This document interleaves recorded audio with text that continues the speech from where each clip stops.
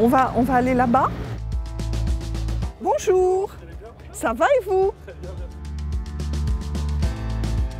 Le quartier de l'hôpital va se transformer. Oui, c'est un projet ambitieux, mais il était tout à fait à la portée de Saint-Germain-en-Laye. J'espère que par là on peut passer, je crois que oui. Et cet écoquartier va être attractif, innovant, il va avoir un caractère durable. 3 équipes de concepteurs multidisciplinaires travaillent à avoir une vision de ce quartier pour demain. Vous avez tous une expérience de notre ville, de ce quartier, et donc vous avez tous un avis des besoins à exprimer.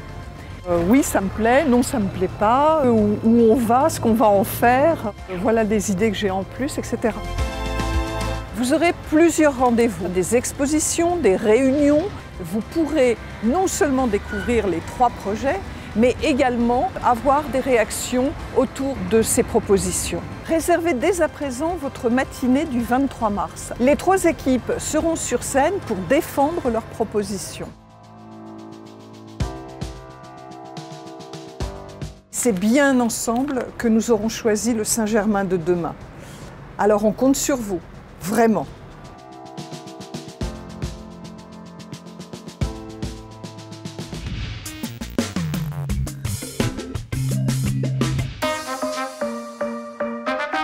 Bonjour, je m'appelle Romane. J'ai entendu dire qu'il y aurait un nouvel accrobranche qui allait ouvrir dans le parc de Saint-Germain-en-Laye. J'ai l'impression qu'il y a des installations là. Venez, on va y jeter un coup d'œil.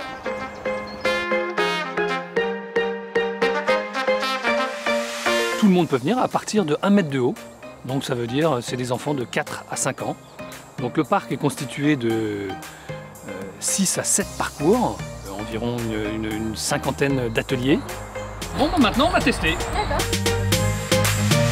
Tous les parcours commencent sur 2 plateformes. Et donc ça permet de centraliser le public et de bien canaliser le public, d'éviter le piétinement en forêt. C'était super. Chaque arbre doit être obligatoirement analysé pour voir s'il peut supporter une infrastructure. C'est des installations qui sont finalement peu invasives. Ce qu'on a prévu également avec AcroCamp, c'est de pouvoir développer des animations, de la sensibilisation. Et ça peut être aussi l'occasion de faire passer des messages, de faire passer un peu d'éco-citoyenneté aux jeunes générations. Le parc de la Charmeraie, évidemment, restera ouvert au public. Tous les enfants rêvent de faire des cabanes dans les arbres, d'aller dans les arbres. Et je pense qu'il y a une envie, en fait, de retrouver cette sensation d'enfance. Merci beaucoup et rendez-vous tous le 9 mars à l'Acrocamp de Saint-Germain-en-Laye.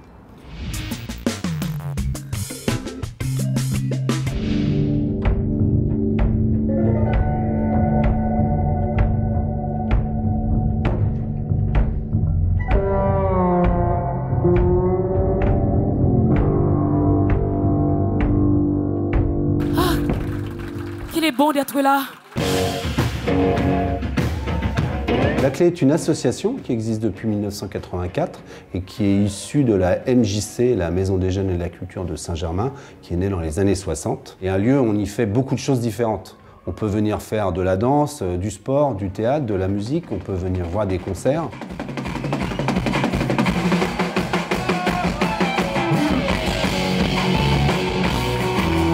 C'est vrai qu'on a la chance d'avoir 2 salles, donc cette salle club qui fait 220 places et la grande salle, donc si on doit dire, la salle des Amitiés Internationales qui fait 530. Ce soir, on a un groupe qui s'appelle Delgrès et ensuite on s'interrogeait pour savoir quelle première partie programmer et on est tombé sur cette chanteuse d'origine haïtienne avec un côté encore plus vaudou. Donc le chanteur a une carrière internationale mais il habite à Saint-Germain et en même temps sa fille fait une activité à la Clé. On se sent à la maison, quoi. Il y a un côté un peu plus, voilà, on est bien dans un petit cocon. Il y a une tendresse, il y a un coup de poing dans le ventre et il y a une transe.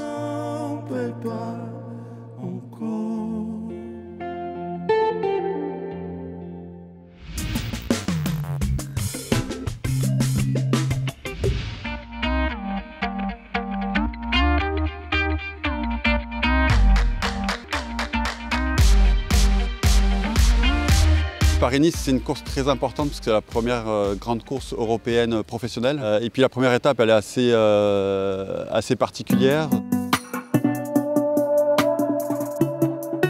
On va partir, ce sera le grand départ, la première étape, arrivée et départ à Saint-Germain, devant le château, devant le domaine national, avec une ligne droite finale formidable, et avec, pourquoi pas, un vrai suspense, puisque j'ai découvert, grâce à Saint-Germain-en-Laye, que le fameux coup de Jarnac, il venait du château de Saint-Germain. Quand on trace une compétition cycliste, on regarde ce qu'il y a au ras du sol, mais aussi ce que ça donne vu d'en haut.